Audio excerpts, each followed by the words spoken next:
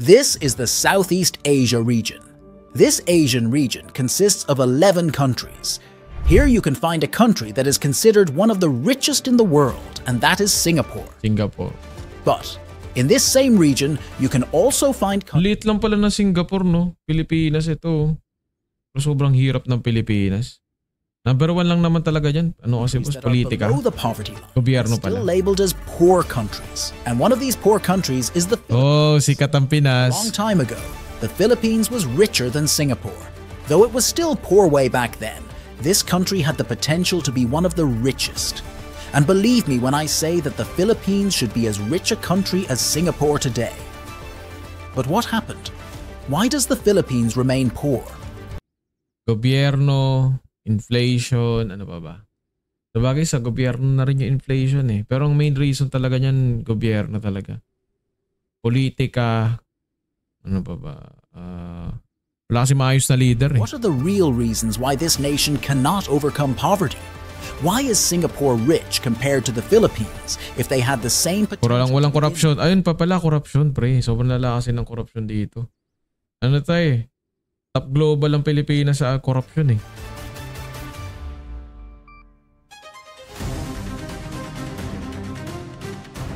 Sobrang, ayun o, yan na sabi.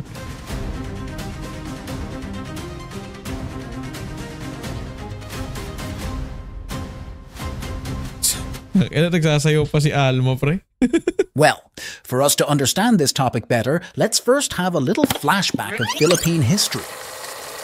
You know, there was a time when the Philippine peso was almost equal to the US dollar. As of today, $1 is equivalent to 55 to 56 Philippine pesos. But did you know that almost Pero dito na talaga nagre-range eh, no? Pero minsan tumataas ng 58 yan. Around the presidency of Diosdado Macapagal, the exchange rate of peso to dollar was 2 to 1. It means that 2 Philippine pesos were equal to $1. But how does Grabe, no? Yaman dati ng Pinas sana all. Ngayon, times 50. matter though? Well, you see, the US dollar is Swerte na the yun. world currency, meaning this currency is the standard when you want to get the true value of every currency in the world. So, if your currency is nearly equal to the US dollar, it only means that it is almost as valuable as the US dollar itself. And that was the Philippine peso. Apala ka na utang ng Pilipinas. That was short-lived. During the Marcos regime, its value sank from 2 pesos to 3.7 pesos against the dollar. And since then, the value of the peso has never recovered to its original value. So today, it reached 50. So nag-start pala. Nag-start din pala kay Marcos yung paglaki ng gap ng peso sa dollar. Pesos per dollar. The Philippine currency gradually losing its value against the US dollar is a clear indication that this country... Alam niyo yung bansa mga boss na kailangan mong ilagay sa kariton yung pera mo tapos mabibili mo lang sobrang konti. Ang hirap pag ganun na nangyari sa value ng pera ng Pilipinas. Yung mayayaman, halos wala ng value yung pera nila pag nangyari yun. The way to measure a country's wealth is by its GDP per capita. The higher the GDP per capita, the richer the country. Indonesia. And Singapore is the richest country not only in Southeast Asia, but in the whole of Asia for having the highest GDP per capita, which is around $91,000. But wait, what is GDP? Well, it is the gross domestic product, or the total cost for all the products and services that a country spent for a whole year. And when we say GDP per capita, we are talking about per person, meaning the total amount of a country's GDP was divided by the total population of that specific country. So, parang ang hirap kasing pataasin ng GDP pag sobrang dami ng tao sa bansa nyo eh, no? In other words, in Singapore, on average, every person living there spends $91,000 every year. Of course, I'm not saying that every Singaporean actually spends that kind of money every year. Most of them do not. But some of them actually spend way more than that. So on average, the GDP per capita of Singapore is so high. And if we think about it, the reasons that they have that high 91? Magkano yun? Sa 20,000 kasi 1 million plus. So times 4. Ang laki, no? 5 million. Per capita are that they have the best economy. And at the same time, they have a small population. Impressive, diba? right? But what about the Philippines? Well, the GDP per capita of this country is only around $4,017. It is way too low compared to Singapore's 91,000. 4,017 per tao? 200,000 a year? Marang masyadong malaki pa yan, ha? Sabagay, average pre. Hindi naman sinabi yung mga mahihirap eh. Okay, I guess Singapore is too much to use as a comparison. So let's compare the Philippines to its neighboring countries. Indonesia has $5,051 GDP per capita, while Thailand has $7,070 GDP per capita. These three countries are all almost the same. Their economy relies on their natural resources.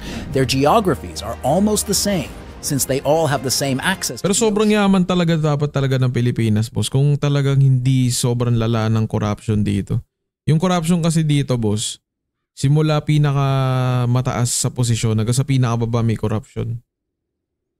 Okay, so tapos political dynasty pa. So, yun ang tingin ko Kasi ano yan, boss kumbaga ang tagal na nilang nakaupo, wala silang nababago, pero hindi naman bumoboto ng iba yung mga tao. But why is the Philippines left behind? Why is it that... Ito sarili ko lang, boss Ang tingin ko, ang pinaka-okay na recent na presidente, naging presidente, tingin ko si Duterte, pre. Para sa akin lang Para sa akin lang, imagine niyo na lang yung start nung niya, nung naging presidente siya. Tapos isipin niyo kung hindi nagkaroon ng pandemic, pre. Yun nga lang, ang hindi lang maganda doon, ang daming nadadamay, hindi naman damay talaga sila. Pero mali kasi yung extrajudicial killing, pre. Even with the abundance of natural resources, the Philippines still poor after so many years. Now, to help us understand more about the situation in the Philippines, let's again compare it to Singapore. The Philippines and Singapore are both victims of colonialism. Both countries suffered a lot from colonial rule. Singapore has been colonized by the British Empire for many years. On the other hand, the Philippines has also been colonized by different nations or empires. There is no denying that even after these countries became independent, they could hardly recover from the damage and losses of colonization, meaning both Singapore and the Philippines started from the lowest poverty line. Both countries strive to progress, and of course, both nasa leader talaga yan, boss. But the problem is that they got different results. Why though? Well, the quick answer is the bad governance, corruption, and political dynasties that have... Yun talaga, boss Matagal na rin, hindi na naman siya bago. Marami na naman nagsabi niya ng problema talaga yung political dynasty na. Dapat may law about yan Hindi pwedeng ganyan. Meron ngang isang lugar dito, hindi ko lang alam kung La Union ba yun. Parang sobrang haba na, pre. Parang more than 50 years na yata sila. Na sila yung namumuno sa city nila. The Philippines for many years. Hindi ko lang alam kung La Union yun. Right after they gained independence, Singapore got its own leader, which was from their own people, and that was Lee Kuan Yew. The Philippines also got their own president after independence, and that was Manuel Rojas. By the way, Emilio Aguinaldo was the first president of the Philippines, but Manuel Rojas was the first president after the Philippines became independent. Anyway, from the very beginning, Singapore was fortunate to have its first genuine leader to serve its people and nation. Well, of course, I'm not saying that Manuel Rojas was not a good leader. Tignan mo, alam na nilang effective. Tignan nyo to, boss Ang Pilipinas, boss, alam na nila na yung Singapore naging successful dahil konti yung corruption. So ang ginawa kasi ng Singapore nun, boss, meron silang sariling government agency na yung ginagawa nung yung agency na yon, government agency siya, boss. Ang trabaho lang niya, i-detect yung corruption. So, hindi ko alam kung may ganun sa Pilipinas. Pero sa Singapore kasi may sarili silang, kumbaga yun yung trabaho nila, sitahin yung corruption. Pero hindi ni-implement dito. Failed to accomplish as much as Lee Kuan Yew had accomplished. And I'm talking about destroying the corruption. The first thing that Lee Kuan Yew did was to make sure that there would be no corruption in his administration.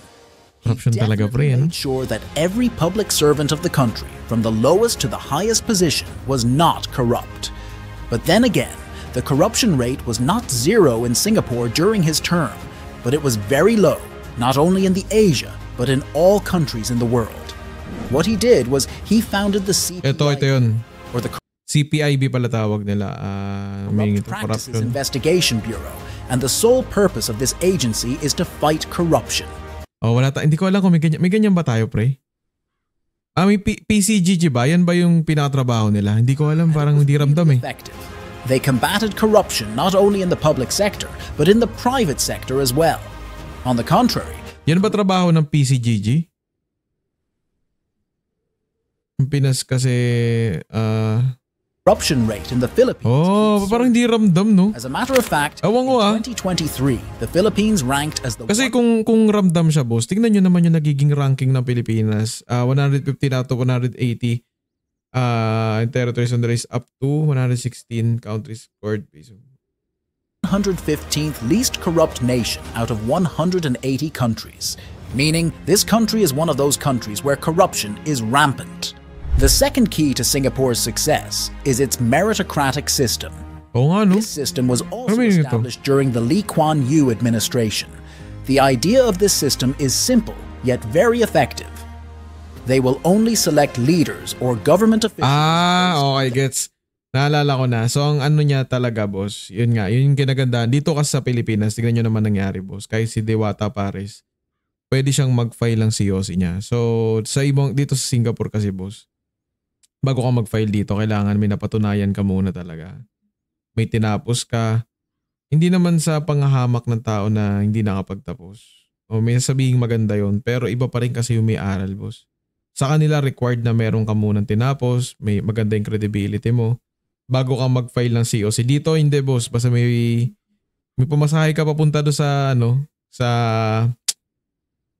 lugar kung saan pwede mag-file ng COC. Pwede na eh. Pwede na, pre. You cannot run for the candidacy as a government official if your background is not excellent. Excellent. Only those people with a good educational background and a clean life record can become the public servants of Singapore. But again, in the Philippines, anyone can run from the lowest to the highest position in their government. Well, it was just quite... Sino nga yung natakbo dito ng presidente? Yung half human, half zombie? Presidente ba yun o senador? Basta, bro, yun naman yung mga ganun tumatakbo. Imagine nyo na lang, boss, nanalo yun. For a democratic country, right? Anyone can have the right to become the leader of the country. But that is the main issue here. Because the Philippines has no meritocratic system, anyone can run for a spot in the government. Even those people who Rasta man, pre. their education can run. Si Rasta. Ito. Speaking. Ito siya. Half human, half zombie, pre. Speaking. Even if you don't have credibility, you can run. Even if you already have a record of corruption, you can still run. Tingnan mo si Bong Revilla pa inilagay sa usapang corruption. Ewan ko, nagkataon na sa editing ha. Pero, nagkaroon siya ng record. Ewan ko, napatunayan na. It is not actually a problem if you think about it. As long as the Filipinos do not vote for them and only vote for those candidates who are actually capable. Wala, pag sikat dito, tsaka gwapo. It is not a problem if they run. But that is another main root of the Philippines' poverty because the majority of Filipinos keep... Feeling ko kung naging presidente si Miriam, pre. Baka siya yung natin, siya yung hindi ko masabi na sigurado. Pero iba yung magiging impact kung si Miriam sana nanalo, pre. Feeling ko lang. Kaso ang problema doon, after ng election, ilang buwan lang, 'di ba? Parang binawian na rin siya. So, sino bang vice noon time na 'yun? Sino bang vice si Lenny. Si Lenny magiging presidente. Keep voting for unworthy public servants. All right, so what are you saying? That we're wrong? Oh, everybody's wrong. I'm not saying that the Philippines never had good leaders and public servants because they actually did. And I am not saying that all Filipinos don't know how to identify worthy candidates. But sadly, the majority are not. You see, based on the historical election data in the Philippines, the candidate who is a well-known kandidato sa atin, pre. Celebrity has the highest success rate in winning the election because the majority of people in this has the highest success rate in winning the election because the majority well-known celebrity has the highest. Nga, nakahabol pa si Kibuloy eh.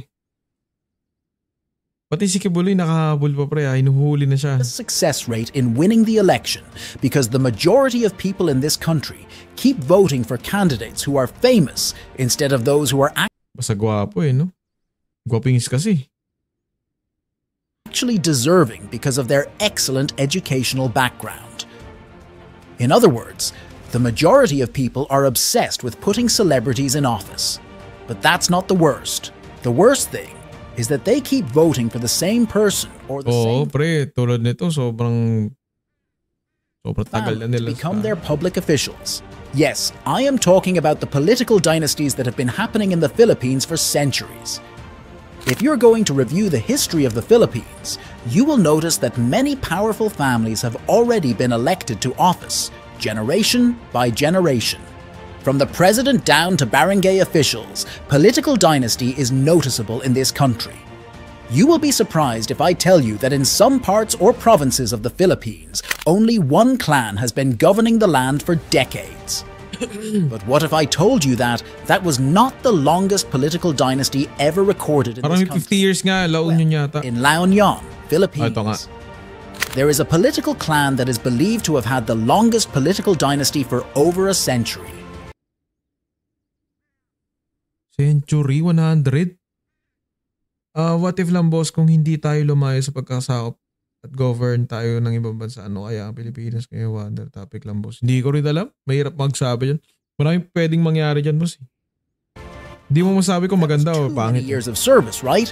This clan should Pero yun, yung sinasabi ko kanina.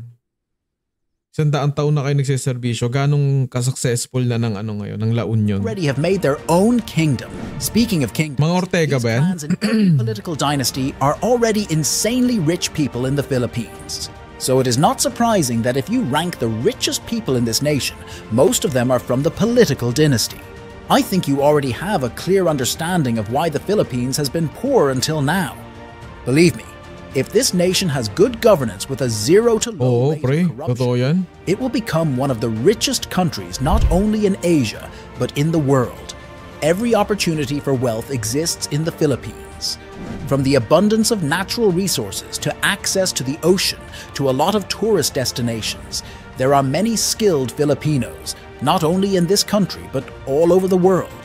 And this country also has many citizens who can speak English.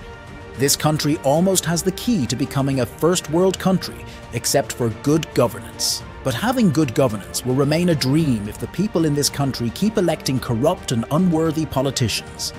And in order to achieve that, every Filipino should become aware of who is really deserving to serve. Siguro ano pa, siguro another 20 years pa, siguro matututo na yung mga Pilipino kung sino yung talagang dapat iboto. Sa ngayon kasi, tulad nung yung nabasa natin kanina, di ba? Tumakbo si Willie. Alam mo yung mga nagko-comment, panalo yun sa matatanda. Ano yan, parang bubuhatin siya ng mga senior pagdating sa botohan, parang ganun. So kapag unti-unti napapalitan yung mga tao, pre, yung mas nagiging aware sila sa sitwasyon ng Pilipinas, feeling ko, unti-unti mas makakaboto sila ng tama. Feeling ko lang, boss. Kasi naumpisa na siya kay Duterte, di ba? Alam nyo naman kung paano nanalo si Duterte, boss. Hindi naman siya yung normal na kandidato nun. Parang nanalo siya dahil sa boss ng Pilipino, boss. Kumbaga yung mga Pilipino lang yung nagpo-post, hindi And the siya. key, well, it is education. You see, this country is still considered to have a weak education system because Filipino students are still among Feeling ko the hindi world's weak dito, weakest boss. Kasi ano tayo mahilig sa English yung mga Pilipino eh. Sana nga ginawa na lang tayong 51st ng USA. Legit ba?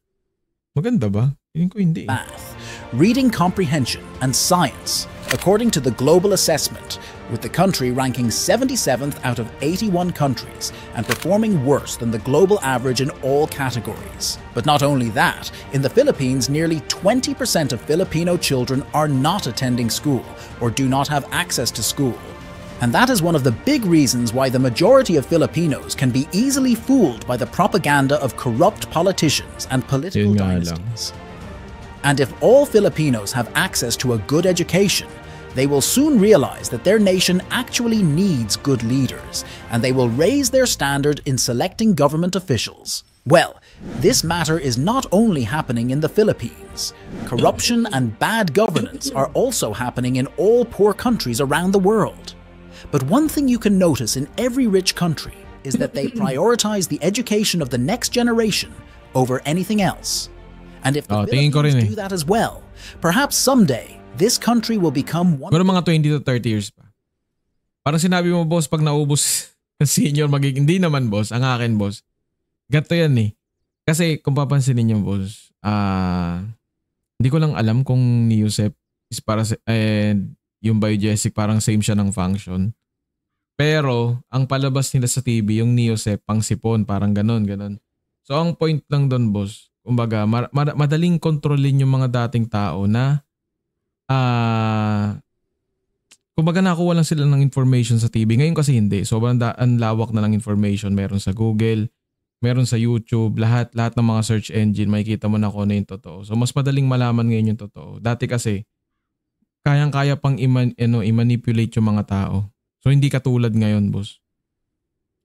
Tita ko valedictorian ng high school nag-share ng AI photo ni Jesus sa FB.